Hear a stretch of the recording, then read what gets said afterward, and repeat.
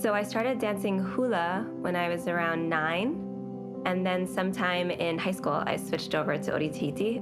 It was just a nice change after doing hula for so long. And it was just a really nice to still have the Polynesian background, but also to be doing something sort of new and exciting after hula.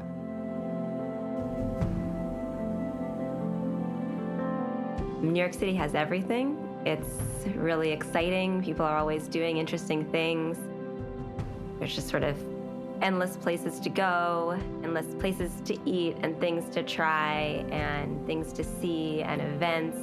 Everybody's working on something interesting and doing something cool. Yeah, all my friends are here.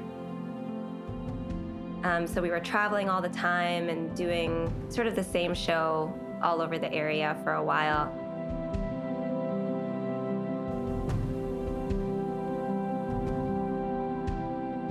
And I got kind of tired of doing shows, and I really wanted to learning more and sharing more and building something in the city. So Tehani had been wanting to teach for a long time, and I said, and she had been asking for help to get started. And I was doing this other thing, and I told her I just really didn't have time. And then as soon as I quit that, I called her and said, if you still want to teach, let's do it.